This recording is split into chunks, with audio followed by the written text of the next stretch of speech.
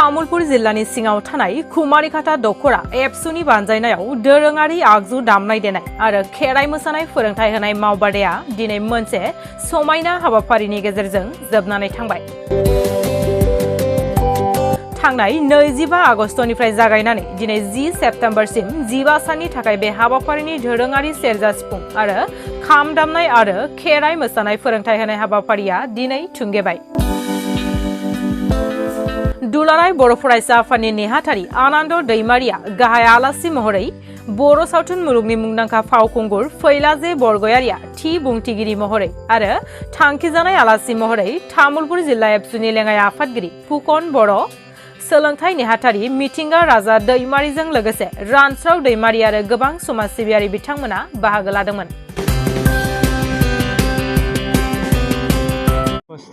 सोसननानै होनाय जाबाय जोंनि बर'नि जिथु हारिमु बेखौ इउनिभार्सिटि लेभेलाव दायो सोनानै होबाय। फरायसाफ्रा बेखौ साबजेक्ट हिसाबै लानायनि खाबुखौ मोनबाय। सोलिबाय दङ बियो। बे बेलायावहाय जिहेतु दिनैनि दिनाव जोङो इउनिभार्सिटि लेभेलाव बेखौ सोसनबाय हिसाबै उननि समावहाय बेखौ सोसननो हायैनि गोनां बा माने थानाय नङा। मानोना जोंनि हारिमुखौ जोङो फोसावनो गोनांबा आरो हमथानानै लाखिबाय थानो गोनांबा बे बिथिङावबो खामानि मावनांगोन। आरो निस्सय बे बेलायावहाय जोंनि जायफोर रोंगौथि गोनां जायफोर सानसुमैफोर बे बेलायाव खामानि मावगासिनो दं होननानै आंहा फोथायनाय दङ। नैबेखौ देग्लाय लुफुंनाय जागोन मोनबा जायगायावहाय, रौतायाव मोनसे, बागानपारायाव, सिमलायाव, रुनिकाटायाव आरो गसाइगावआवहाय। बे अलरेडि फाइनाल जाबाय। ओंखायनो देग्लायनि गेजेरावनो लुफुंगोनखौ जोंहा फोथायनाय दङ। बेनिफ्राय अलरेडि आङो बिनि सायाव नोजोर होबाय दङ। अफिसियेलि खायसे खामानिफोरखौबो आंनि गेजेरजोंनो आङो मावनो मोनदों। दा बेखायनो आङो फाइनाल बुंनो हायो देग्लायनि गेजेराव बे सिनेमा हलखौ लुफुंनाया जागोन। बड' सिने आर्टिस्ट एस'सिएशना जि समनिफ्राय जोनोम जाबाय, बे समनिफ्राय जोंनि बर'नि सावथुनखौबो, बर' सावथुन मुलुगखौबो गोजौ फारसे लांनांगौनि थाखाय गुबुन गुबुन जोङो खामानिफोर मावबोबाय थानाय जादों। बे हिसाबैनो दिनै बर'नि जि सावथुना जि थासारियाव सौफैबाय, बे थासारिया थारैनो बड' सिने आर्टिस्ट एस'सिएशननि नाजानायावनो जादों। थांनाय बोसोरफ्राव जोङो मोननैसो फिल्म नुदों आरो खोब मोजां मोनसे फिल्म हिसाबै जोङो नुनो मोनदों। बुंनो थाङोब्ला जोंनि गेजेराव जोंजोंनो खाथि सोमोन्दो थानाय जि असमिया सावथुनफोर, बिसोरजों समान समान फेर फाथिनो हानाय कुवालिटिनि सावथुनखौ जोङो थांनाय बोसोराव नुनो मोनदों। आरो बे हिसाबैनो देग्लाय बोसोराव बिनिख्रुइबो आरो साबसिन हामसिन सावथुन जोङो नुनो मोनगोन होननानै जोंहा फोथायनाय दङ। आरो बे बेलायावहाय जोंनि माखासे एक्सपिरियेन्स गोनां जायफोर डाइरेक्टरफोर दङ, जायफोर प्रडिउसारफोर दङ, बिथांमोनहानो देग्लायबो सावथुनफोरखौ दिहुनबाय थादों, सावथुनखौ बानायबाय थादों हिसाबै सिगांफोरनिख्रुइ साबसिन हामसिन जे सावथुन जोङो देग्लाय रायजो राजाफोरनो होनो हागोन आंहा फोथायनाय दङ। दुलाराय बर' फरायसा आफादा जाय मावथांखिनि गेजेरजों दिनै जोंनि बर' हारिमुनि फोथारावबो मैखोम बिहोमा होबोबाय दङ, बेयो थारैनो जोबोद बाख्नायथाव। आरो सासे हारिमुनि सुबुं हिसाबै आङो बिथांमोननिसिम रोजा रोजा साबायखर बावहरगोन। नै देग्लायबो खुमारिघाटा दख'रा दुलाराय बर' फरायसा आफादा 15 साननि थाखाय बर'नि दोरोङारि मोसानाय आरो दामनाय देनायफोरखौ लानानै मोनसे मावबादा लादोंमोन। बिनिनो दिनै जोबथा हाबाफारि। बे हाबाफारियाव फैनानै बेवहाय सोलोंनाय जायफोर सोलोंसाफोर, दिनै बिसोरनि मोसानाय आरो दामनाय देनायखौ नुनानै थारैनो आं जोबोद गोजोननाय मोनदों। बे 15 साननि गेजेरावनो जोंनि सोलोंसाफ्रा गोबां सोलोंनानै लानो हादों। जोंनि लाइमोनफोर दिनै बे खुमारिघाटा ओनसोलावबो खुमारिघाटा दख'रा दुलाराय बर' फरायसा आफादनि बानजायनायाव, नाजानायाव दिनै जायफोर लाइमोन सेंग्राफोर, बिसोरबो दिनै सिफुं सुनो हानाय जादों, खाम दामनो हानाय जादों। आरो जोंनि हिन्जावसा गथ'फोर बिथांमोनाबो दिनै जोंनि बर'नि जा दोरोङारि मोसानाय बे मोसानायखौ खोब मोजाङैनो मोसानानै दिन्थिफुंबाय। थारैनो जोबोद मोजां जादों, बाख्नायथाव जादों। जोङो लाइमोनफोरनि गेजेराव जोंनि बर'नि दोरोङारि जा हारिमु बे हारिमुफोरखौ जेब्लासिम जोङो फोसावनानै होनो हाया बा बिसोरनियाव जेब्लासिम जोङो बिसोरनो फोरोंथाइ होनो हाया अब्लासिमहालागै जोंनि हारिमुखौ जोङो हमथानानै लाखिनो हाया। मोनसे समावहाय जोंनि गेजेराव बेनो जाबोबाय थादोंमोन। जोङो सिगां समाव नुदोंमोन जायफोर खाम दामग्रा, सिफुं सुग्रा, सेरजा दामग्रा बिसोरो माने बैसोगोरा मानसिफोर, दा बिसोरखौसो जोङो बांसिन दामनाय नुदोंमोन। जायनि जाहोनाव लासै लासै जोंनि गेजेरनिफ्राय खाम दामग्रा, सिफुं दामग्रा, सेरजा दामग्रानि मानसिया आंखाल जादों।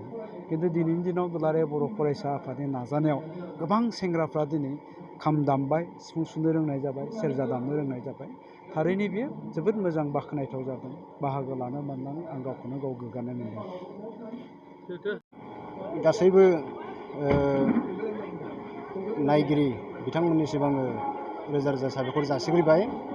कुमारिघाटा दख'रा दुलाराय बर' फरायसा आफादा थांनाय 25 आगस्टनिफ्राय जुरिनानै दिनै 10 सेप्तेम्बरसिम 17 साननि मोनसे दोरोङारि दामजु जेरै खाम, सेरजा, सिफुं लोगोसेनो खेराइ मोसानाय बे बिथिंखौ लानानै जोङो मावबादा लानाय जादोंमोन।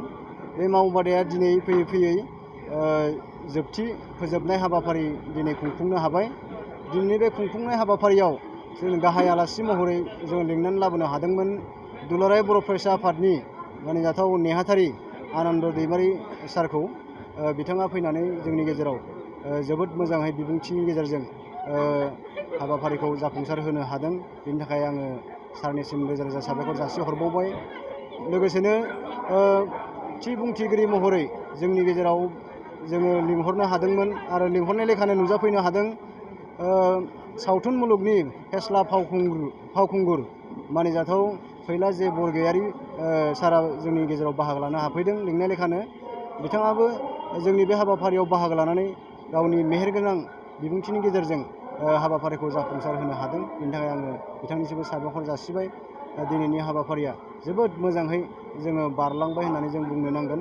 आरो बे हाबाफारिनि गेजेरजों जोङो कुमारिघाटा दख'रा दुलाराय बर' फरायसा आफादा कुमारिघाटानि बेन्दों सिङाव बे दोरोङारि हारिमुखौ, जोंनि बर'नि हारिमुखौ, दोरोङारि दामजु लोगोसे मोसानायखौ जोङो हमथाना लाखिनो नाजादों आरो इयुनावनो नाजालांगोन। आं बेखौनो बुंनानै आंनि बुंनायखौ फोजोबबाय। गोजोन्थों। जोबोद गोजोननाय मोन्दों।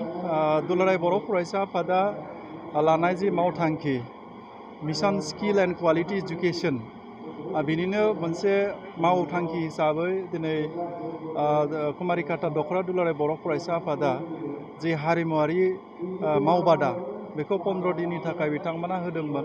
दिनै क्लजिं सेरेमनि, बे क्लजिं सेरेमनियाव फैनो मोननानै बिथांमोननि जि सोलोंसाफ्रा सोलोंनानै जि गियानखौ आयत्त खालामबाय, बिथांमोना जि बर'नि दोरोङारि मोसानाय हारिमु बेखौ दिन्थिफुंनायाव बिथांमोना बिराद मोजाङै दिन्थिफुंनो हादों। दा 15 दिनावनो बिथांमोना बे रोखोमनि मोसानायखौ सोलोंलानो हादों। आरो बे रोखोमनि फैबाय थानाय समाव गुबुन गुबुन जोंनि हारिमुनि बिथिङाव मावनो गोनां हाबाफोरखौ जिहेतुके दुलाराय बर' फरायसा आफादा बेखौ स्किल हिसाबै लानो थाखाय जोङो नाजाहोनो थाखाय मोनसे रोखोमनि वार्कशपफोरखौ जेरावबो लानाय जादों। दा बिनिनो मोनसे पार्ट हिसाबै कुमारिघाटा दख'रा दुलाराय बर' फरायसा आफादा बेखौ दिनै वार्कशप होदों। दा बेयो मोनसे बाख्नायथाव। आरो दख'रा दुलाराय बर' फरायसा आफादखौ बिथांमोननो आङो दुलाराय बर' फरायसा आफादनिफ्राय धन्यबाद जासिदों।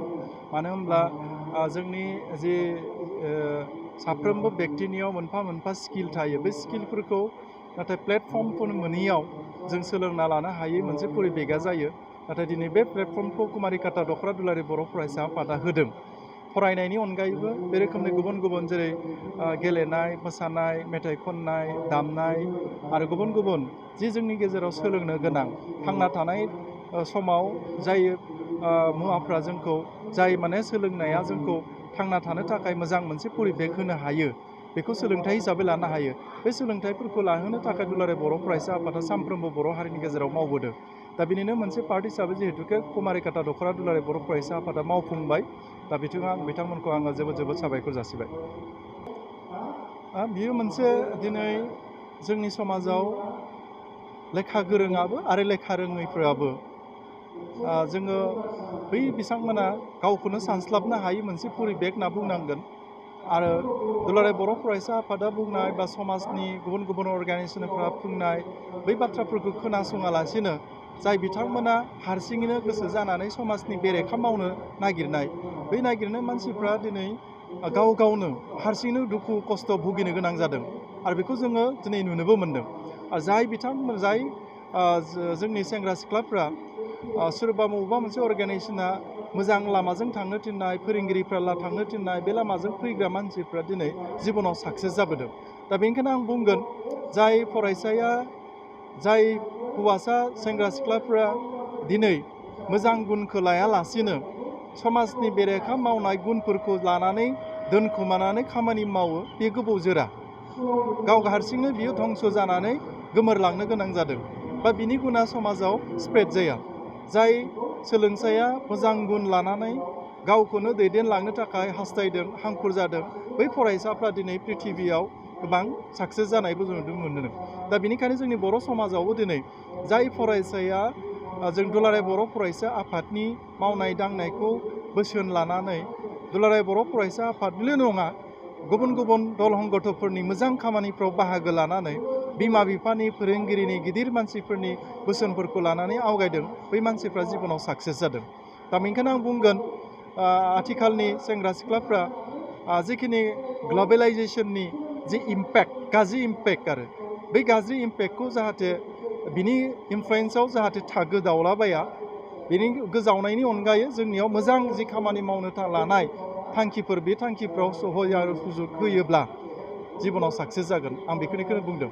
आरो बेखौनो नुदों दिनै मोजां मोजां फरायसाफ्रा आवगायलांदों मोजां फरायसाफ्रा दिनै डक्टर जादों इन्जिनियार जादों मोजां कम्पिटिटिभ एग्जामफ्राव पास खालामनानै मोजां मोनसे जिउ खुंनो हानाय परिबेक जाफैदों आरो बेखिनि एग्जाम्पलफ्रा जोंनि बर' हारिनि गेजेरावबो दङ